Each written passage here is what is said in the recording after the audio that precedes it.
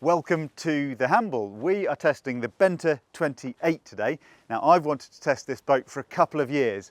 It first launched at Dusseldorf in 2023 and the first boat to come to the UK arrived this spring, so we finally got a chance to sail it. Now, this is a pretty cool, snazzy looking boat. I think it's designed by Frolic and it's built by Bente Yachts. They're based in Friedrichshafen in southern Germany, but the boats are built in Poland.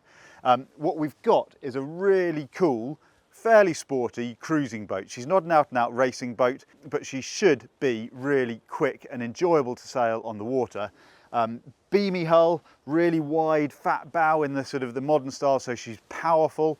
Plenty of power, might even get up on the plane. We've got potentially up to 25 knots of wind today, so we'll see if we can get her really shifting.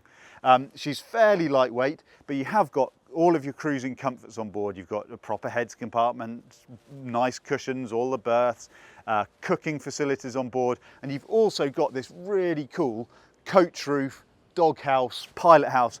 I'm not quite sure what to call it because no other boats do it. You'll have seen it on the Bente 28 and to some extent on the Bente 24. Basically, you've got this whole sweep up from a flush deck that is all completely glazed, perspex glazing, so when you're down below, it's really light and open and loads of headroom.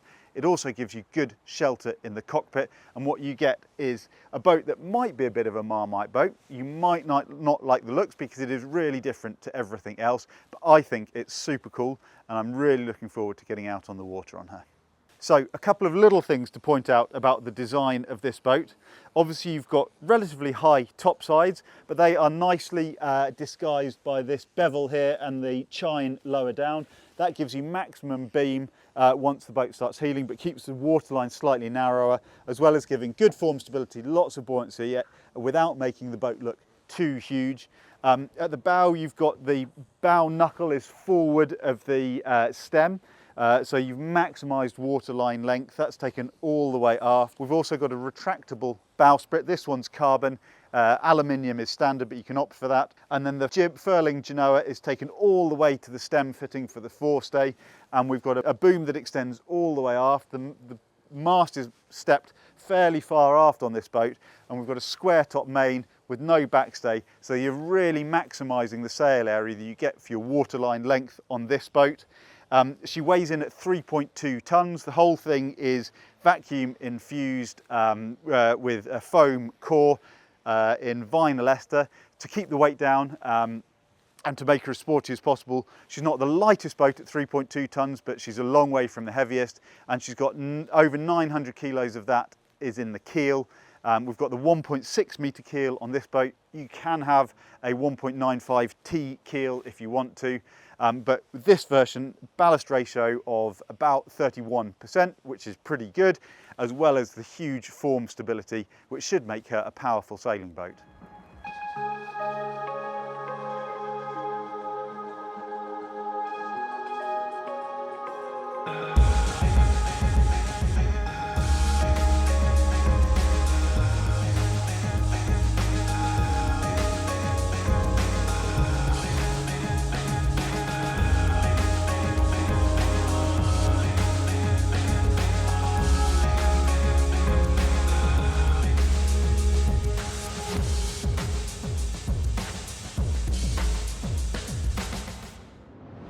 So we are out on the water on the Bente 28 and it is a windy day.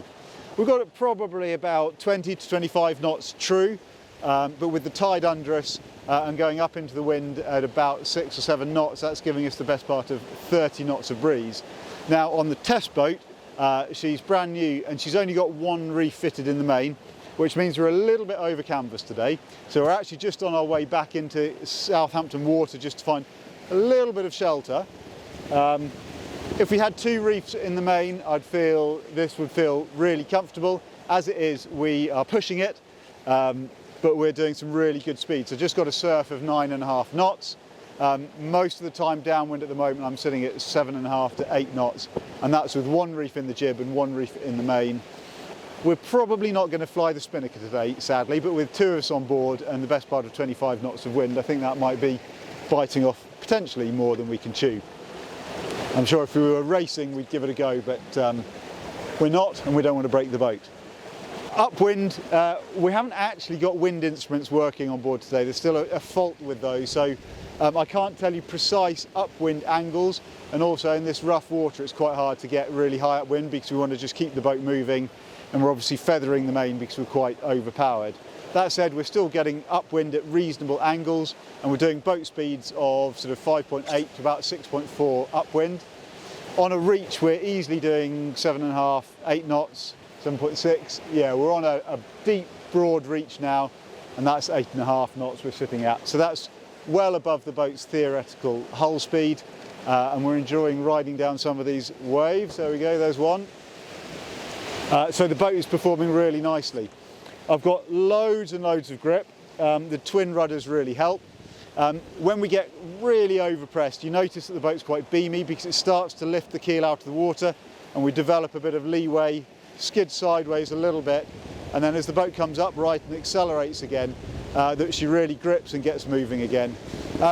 We've also got this really long boom, and because I'm over canvas today, struggling slightly to depower off the wind, and we're losing a little bit of grip having these little broaches. But as soon as we get some grip again, there we go, boat comes back round and off we go. Yeah, that wouldn't be happening if I had the right amount of canvas up. So if this was my boat, I would definitely be putting 2 reefs in it. The nice thing about having this sail area is that in the lighter airs, she will really go. One of the things I wanted to check out here was how she handles in a seaway, because obviously these big wide bows, people say they're going to slam more.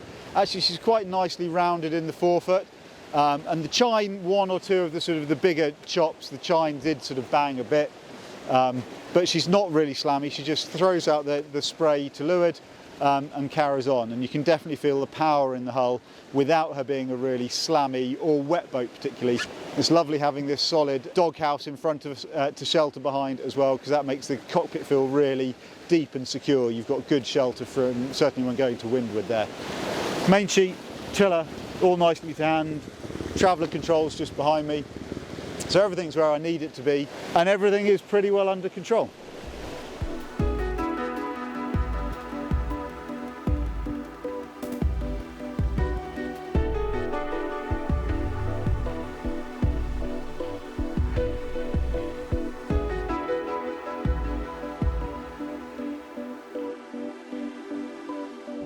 Right, well, we are heading back up the Hamble River now. We've had a blast.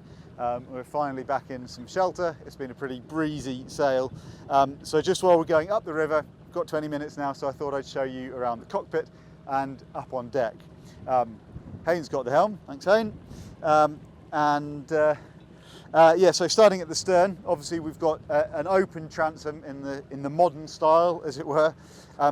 But it is enclosed by, we've got 3 Dyneema guard wires there, which you can take fully off. And there's a little bathing ladder that pops out, a little cassette bathing ladder that pops out over the stern. That's fully encased, so it's watertight.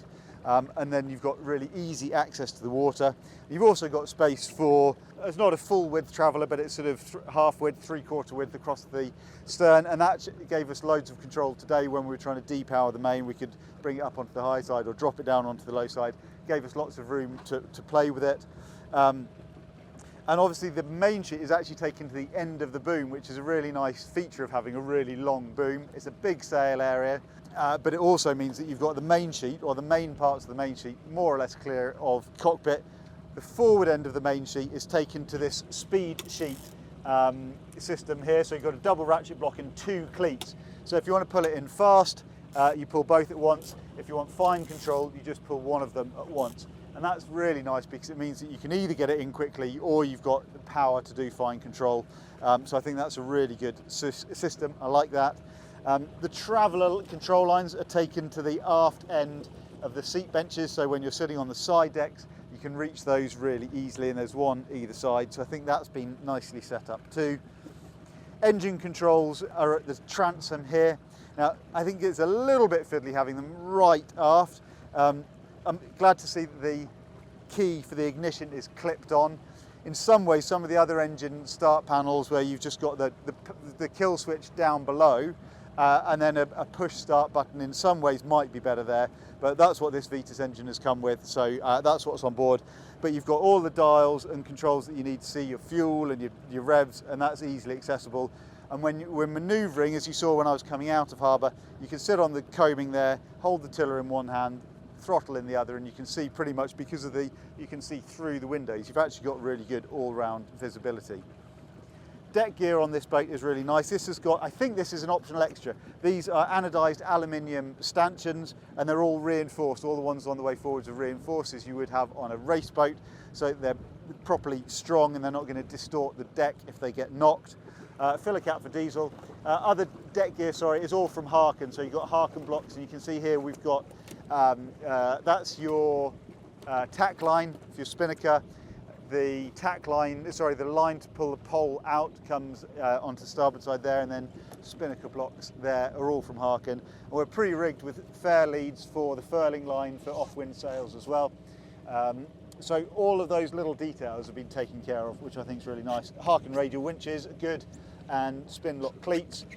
There are no lazarette lockers in this boat, which does mean that if you want to get at the steering quadrants, the steering system, you have to go through this locker, and there's a little panel you can remove, which is a little bit fiddly. Top-down access would be quite nice, but you have got access here on deck to the two heads of the rudder posts, so that then if you're fitting an emergency tiller to one of those, the emergency tiller would point aft, and then you'd control it that way. So you might want to put a block and tackle on were you to ever need to do that. Hopefully you'll never need that. Stowage though is actually really good on this boat. I'll take these fenders and lines out so you can see properly, but it's a really big locker. There's space in there for a dinghy, big fenders, all of the lines, and at the bottom of it there's access into where the fuel tank and that primary fuel filter that I mentioned is. There's also, you can see this canvas bag here that's clipped on, and that's soft case for the washboards, for the Perspex washboards. I'll show you how those fit in because you'll want to see that. But that keeps those out of the way and nice and secure because they're quite big washboards. At the forward end of the cockpit then, you can see we've got the lines are led aft to the bank of clutches, and they come through the little tunnel under the doghouse arch, which I think looks pretty cool. I think that's really nice. The only thing that we found when it's a bit rougher and you've got water on deck, and it needs to be really rough because this is a pretty dry boat, is that you can get some water running aft here and down onto the side decks through there. So you might want to put like a little just water deflector so it runs off and down onto the side decks rather than onto the cockpit seats would be nice. And you get a little bit of wind through there, but actually the shelter on the whole is really good. It's nice as well that you've got these little LED lights so that when you're in harbour in the evening, you can stick those on, and it makes the cockpit really comfortable and nice for entertaining. Opening hatch for the heads there, and there's an opening hatch for the aft cabin there as well. And then you can see, just to point out, that we've got this big keyhole opening for the companionway, so although there's no sliding hatch, it's really easy to get up and down. There's a little flap that comes up, and that's to make sure that you've got enough freeboard, so that were the cockpit to get filled with water in rough conditions, it meets the RCD regulations of how high that is to stop water getting down below, and there's a little line and a catch just inside that locks that closed as well. I think that's pretty much everything in the cockpit. Oh, just to mention, there's one little detail just aft by the engine control. You could have a normal deck shower on board, but what this boat's got is a little attachment for a deck wash hose, and that it includes warm water. I think it's got warm water. No, it's just cold water. Haynes shaking his head. So just cold water comes out of that. But it's got a little hose pipe with a shower attachment on the end so that you have got a deck shower. And I think it's really nice to be able to just rinse off after you've been for a swim in the sea. And also because on this boat we haven't got a shower installed in the heads compartment, it's nice to have an option to shower on board. Let's go forwards then. So coming onto the side decks, we've got quite nice high coamings, which makes the cockpit feel really secure, but they're not too wide, so it's easy to step over. And we've got a really nice, not particularly aggressive, but very effective grip moulding, which is really nice. And then you can see that we've got moulded bulwarks all the way along, so any water on deck flows straight over the stern. It means you don't get streaky sides, but it also gives you good bracing if you're going forwards in heavy weather. It's quite a wide open foredeck if you are going forwards in heavy weather, but on the whole there's enough bracing, I think. I'd quite like a grab handle on the side of this just as you're moving forward, so you've got something to hold on to, although the trailing edge of the arch isn't too bad at all. Coming forwards, good wide side decks. You can see we've got a slight lip here. That gives you a bit more headroom down below. All the halyards are led aft, and you've got an inboard sheeting angle, which gives you a good tight sheeting angle for the jib. And then we've got both shrouds taken right outboard, so the chain plates are outside the boat. It's pretty good. It's a slight duck underneath just to come forwards, but there's plenty of foot space to stand there. Would be quite nice to have a little bit of grip tape here on the coach roof, which would also help with just zipping up the bag when you put the sail away. You can see we haven't put the sail away yet, but actually the gooseneck's really low, so it's quite easy to get to. You'll notice as well, because we've got a fat top main, we've got this little system here where if I unhook the halyard, there you go, you can see that it keeps the head of the sail away from the mast to make it easy to hoist, and then once the luff is tight, it pulls it in close to that car, and those are all ball bearing cars to keep things run smoothly. Aluminium mast, deck step.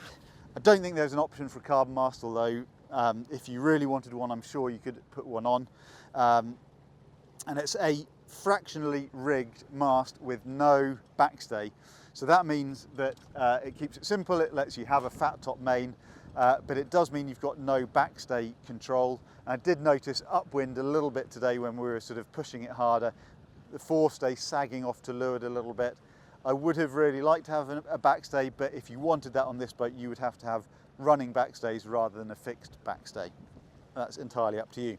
Right, on the foredeck, as I mentioned, you've got quite a big open space. It's got good grip moulding, but going forwards underway, you have to hold on to the guard wires. In some ways, it would be quite nice to have a little ridge to brace against midships, but you have got the hatch. And getting forwards wasn't too bad at all. It's only a small boat, so it's a small foredeck, isn't it? As I mentioned before, the the forestay and the headsail is taken all the way to the stem, so you're maximising the size of the fore triangle. And then there's a small anchor locker on here. It doesn't have a lock on the anchor locker. If you're doing some serious cruising, you might want to add that in, just so you can keep that closed. But on smaller boats, this is an RCD-B boat rather than RCD-A, which means it's for coastal waters rather than full ocean offshore. And then there's no windlass or anything, but I don't really need it. We've got a fortress anchor in there. You could put something bigger in there as well, and then chain and a mix of rope and chain for your anchor rode. What we don't have anywhere on board is a bow roller. I'm sure you could have one fabricated, but because the knuckle of the bows projects well forwards, and we've also got these bevels on the top sides, is you actually want to get the anchor down and clear before you start dragging the chain up. You just have to be a little bit careful with dragging the chain up, that the top sides aren't necessarily ideally suited to that. I guess you could use the bowsprit to hold it a little bit clear, or you could have a bow roller made up if you wanted to. Apart from that, the rest of the deck gear, mooring cleats and everything, properly bolted through. Nice, good, solid stainless steel bits of kit. Oh yeah, and just to point out here, we've got the bowsprit line, so that's the line that pulls the bowsprit out, comes forward on deck and then goes below deck there, and that means that sits within the watertight compartment around the bowsprit.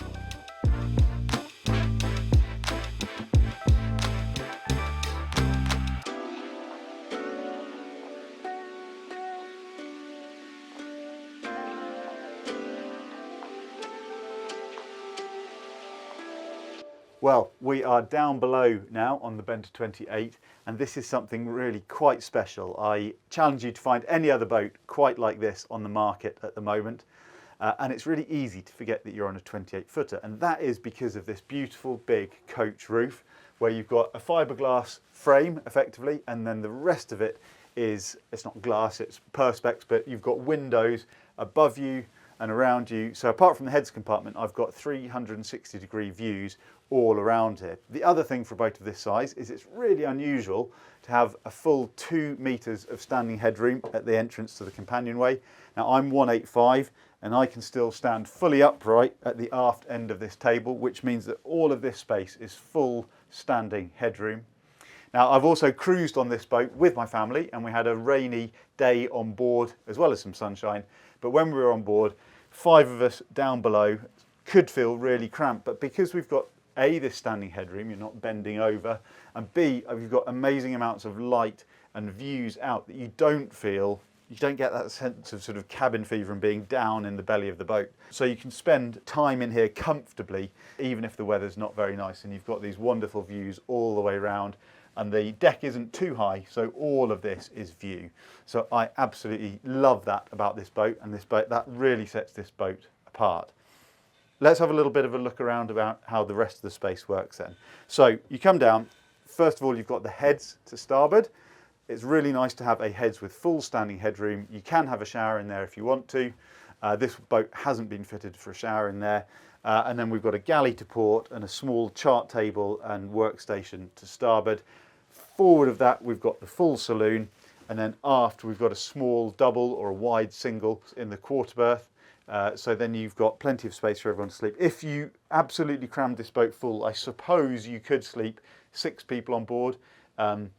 That might feel a little bit cosy, but you can definitely sleep 4 in plenty of comfort. And if you've got children with you, then you can add a couple extra in on the saloon berths. But all of the berths are really good and long for sleeping on. Right, the galley then is this unit on the port side. It's relatively small and compact, but it's got everything that you need. You can see we've got this hot plate here. On this boat, this is actually a diesel hot plate, so you don't need any gas on board. The boat isn't fitted for gas, which I really like. And this runs off, there's a burner underneath it, and that vents up onto a little chimney on the side deck. And that means that you can cook using the main fuel that you've got plenty of on board, and it's really efficient. It takes a little bit of time to heat up. If you've used them before, you might love them. They take a little while to heat up and cool down. You could, if you wanted to, opt for induction, which you could put there. And I suppose there would be space to put either a spirit stove or a gas stove, or even to fit in an oven here. That isn't on the options list for this boat though. If you wanted a full cruising oven, that would be something probably afterwards that you'd get a boat builder to add in for you afterwards. For longer term cruising, I like having an oven, but actually if you just wanted cooking in harbour, then an induction hob or your little gas gimbaled top hob would also be possible, but you'd have to talk to the yard when you were ordering your boat as to exactly what you want. And then we've got this fridge here, little isotherm fridge. It's just a small cool box really, but it is properly refrigerated. The forward end opens up and the aft end is fixed. It would be quite nice if that opened up fully, but you have got space in there to put some bottles of milk and keep your food cold as well. And then a little sink, just a single sink. So if you were doing your washing up, it might be nice to have a little mat out or a draining board next to it there, so you don't get water on the surface. But you've got pressurized water in a tap there. We've got hot and cold pressurized water on this boat, and there's a calorifier at the aft end of the heads compartment. Stowage isn't too bad. We've got the lockers outboard, just small sort of cup lockers in there. Underneath the hob, the nice thing about just having a top hob is that all of this is stowage space. You can see in there we've got kettles, pans, and there's some food on board already, very nice. Under the sink, there's another locker there. There's a seacock under there for the sink, and then there's space for all your sort of cleaning bits and bobs there. And then on this boat, we've also got a shelf. Now they've put in these nice little pots. I think that's a really nice addition. Obviously you need some sort of containers there if you're going to use that shelf for stowage, as they've done on board this boat. But actually I've got full standing headroom. If I was cooking in a seaway, well I can't really with a fixed, something that isn't gimbaled. But obviously if you did have something and you wanted to be cooking when you were at sea, you'd need a bum strap or something, but just so you've got a reasonably wide open space. Although, yeah, so you can't quite reach if you're bracing against the heads compartment. But mostly it's for cooking in harbour. After that, we've got this double berth, and you can, if you're happy being cosy, it's 1 metre wide, but it's 205 centimetres long. And if you include this little cushion here as well, it's over 230 centimetres long. So it's a really good long berth. And then underneath here, a nice little touch, is we've actually got a cubby hole for some more storage. You can use that for shoes and boots and stuff if you want to. We've got crockery and cutlery on board this boat for all your cooking comforts. And under that berth, you've got some batteries and some of your electrical systems, your charger and that kind of thing. Right, let's have a look in the heads. Right, we are in the heads compartment, and as I mentioned, I've got full standing headroom. The Perspex glass window extends over here, and we've got these little blinds up, little sort of privacy blinds, which still let daylight in, because obviously you're not going to want massive windows in your heads compartment. And then behind me there's also an opening hatch, so you've got ventilation, which is all the boxes ticked. A small sink here with hot and cold pressurised water as well. If you wanted to have a shower, you could have a tap that had a little shower extension thing on there, and then the floor is moulded so that you can have a grating and a shower sump in there, so you can have a proper shower. This boat hasn't been fitted with that, but it is on the options list if you want it. The toilet that I'm sat on here is slightly diagonally arranged, but you can sit on that facing fore and aft and everything, so that works when you're sailing and heeled and all of that. In this boxing out here, we've got the calorifier and some of the sea cocks. There's a little bit of stowage in there, but not loads. But outboard, I've got this really good big well here, and then there's more outboard as well, so you can keep all of your bits and bobs in there. There's absolutely shed loads of space, as well as this cubby hole in here. So that's quite handy actually for things like life jackets and that sort of thing. And then aft of me, there's even more space. So that's where the calorifier is, under that canvas screen. I've got access to the aft end of the engine through that locker there. I've also got some access to the aft engine through the port quarter berth. And if it was my boat, I would probably be looking at adding a hanging rail here, because I think that's really nice space for your wet waterproofs and your life jackets and that kind of thing. So then that becomes your wet locker. There are also hooks up on the bulkhead here for towels and waterproofs if you want to use that. So for a boat of this size, this is a really generous heads compartment, and I think the layout works nicely. Let's have a look forwards. So on starboard side, we've got the chart table. It's just a small standing unit. You can't sit down at it, but there is a little recess underneath for your feet, so you can stand nice and close to it if you're doing your chart work. And there is some stowage in there as well. If you're using UK leisure folio charts, it's a little bit too small for that. I'd quite like that to extend just another sort of 5 or 10 centimetres. That said, if you're using the sort of European chart books, that is plenty big enough and you can fit them on there. But it's really nice to have that workspace. It's also a good deep stowage bin in there, so you've got plenty of space. You've got all the instruction manuals and that kind of stuff in there. It's really good to have a place for that. Outboard, there's another deep well, so you can keep instrument covers, winch handles, whatever you need in there. That's good to have a place for them. And there's also this nice locker below that. So that's got a shelf in there, so you can have whatever you want in there. First aid kit, life rafts, vacuum cleaner, kitchen blinds, that sort of stuff. And also that's the tabletop. There's a table that goes up in the cockpit that clips onto a bracket, and that's where they keep the tabletop for that, just a small sort of coffee table kind of thing. Above that, we've got our gauges, we've got our electrics, electrical distribution, really good access to that. Nicely, they've boxed off the back of that unit. You can unscrew that with these little screws there, just so that you can't accidentally knock it when you're opening that locker. You've got access to all of the electrical charging and any sort of black boxes, all your fuses and stuff in there, really nicely, neatly arranged. And then this boat's got a VHF radio above that as well, and then there's another little shelf there. So there's actually loads of little bits of stowage on this boat that, even though it's sort of all open plan, it makes it into a usable cruising boat, so all the bits and bobs you've got when you're cruising. Moving forwards into the saloon then. Now you'll notice here that we sort of start to run out of head height, and we've got about 95 centimetres, 100 centimetres of sitting headroom above the berths. And for sitting around, that's really comfortable. I've actually been on board here with 6 adults sitting around the table in the evening, and you've got plenty of space for 3 people to sit on either side. These back cushions are a little bit high and a little bit firm to make this a proper sort of comfy slouching seat. I'd quite like that to be a bit thinner and extend a little bit lower just to make it more comfortable, but you just shove a cushion behind your back and you're absolutely fine. I guess that's something that's quite easy to change if it was your boat. And outboard of that, we've got shelves all the way along. and these will help structurally. These are all moulded into the lining of the boat, but with really deep shelves, and you can see here they're deep enough to keep some books in. Obviously when you're cruising you want to put bits and bobs somewhere, and to have full length shelves there is really nice. The other space we've got loads of stowage is this table. So a relatively basic table in some ways, in that it's a GRP moulded table. As with the rest of the boat, everything on board is vacuum infused, and this is vacuum infused as well, with a sort of a Formica surface on that. I guess you could have a wooden veneer on there if you wanted to. But I think that looks very neat. But the nice thing about this table, pop that down, is you've got absolutely loads of stowage in it as well. So we've got a cubby hole at the aft end. That works really well for water bottles and that kind of stuff. In the top, we've got all of our plates and crockery and that kind of stuff. So that's all where you need it. Cutlery's in there as well.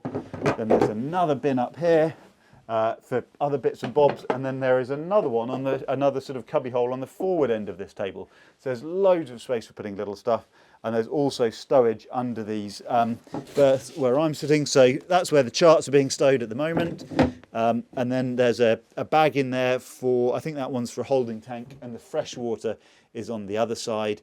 You could add in more stowage or water storage in there as well if you wanted to. And there's another bin at the forward end, and we've got the same on the other side.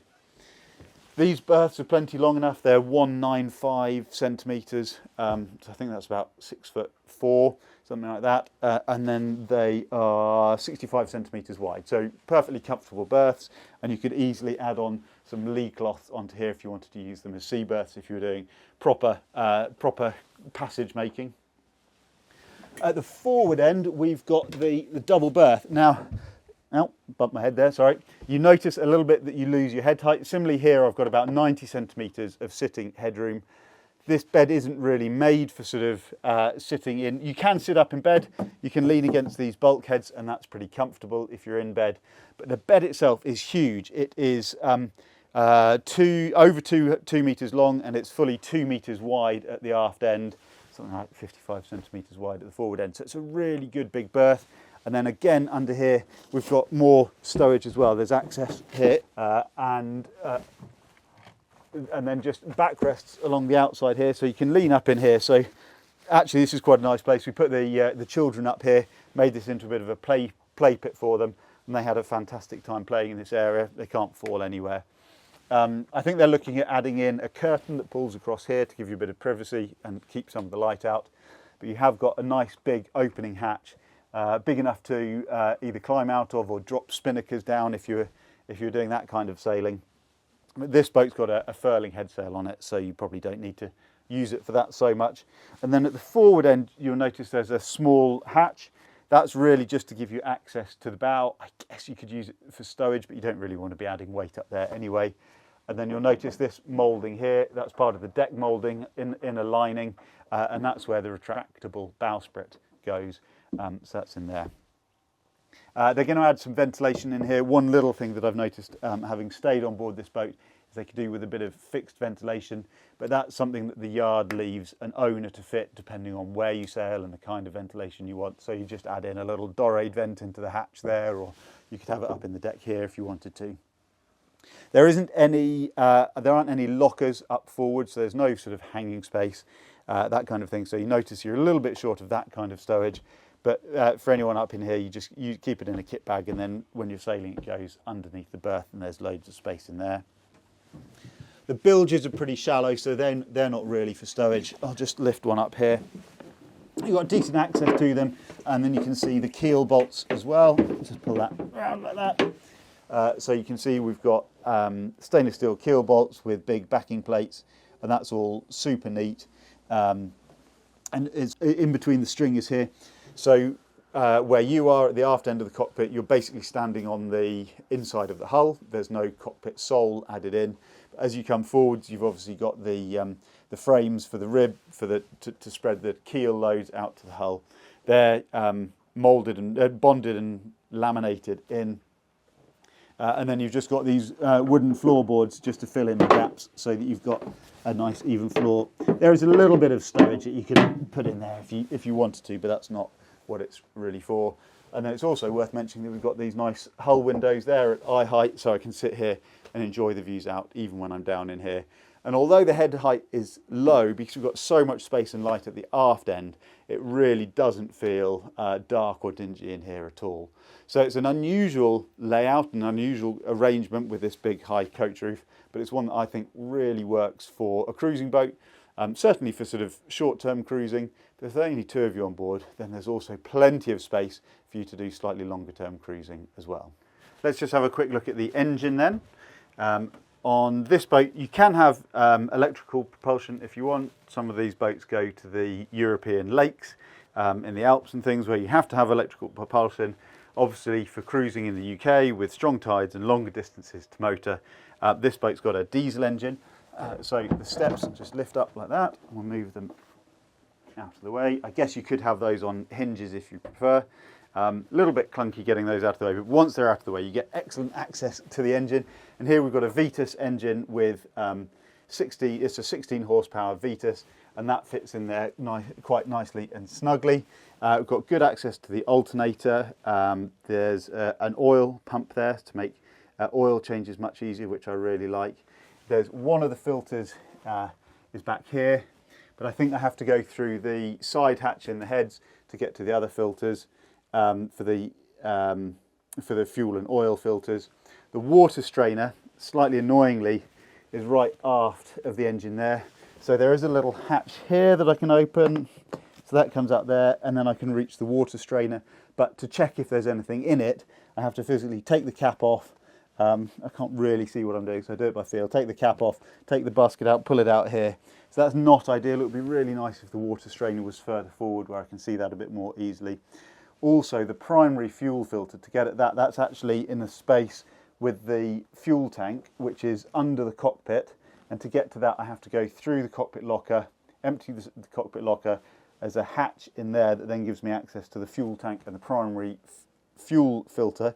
I can see why they've put it there, but it does mean that if you ever needed to check it or clear it while you're at sea, if you had fuel bug, for example, that's really not very easy to get to. It would be lovely to have the water strainer and the primary fuel filter here in the engine bay where I could access it a little bit more easily. Other than that though, it's all very neatly done, and most of the things that you need access to day to day are very easy to reach.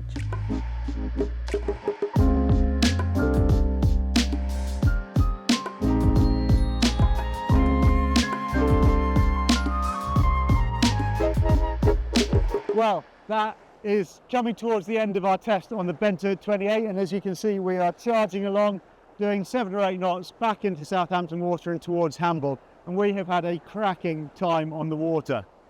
This is a cool little boat that's tried to do something really different, and I think she's done it very successfully.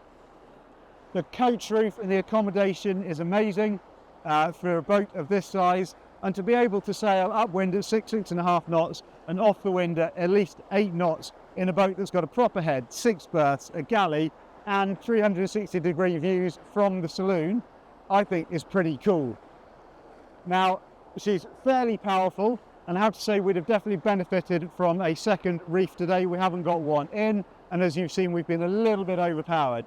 Had we had that, I think the boat would have felt a lot more sedate and in control. That said, it's been fun really pushing her and seeing what the edges of what she can do are. Clearly we haven't set the spinnaker, but in 20 to 25 knots of wind we thought that was too much.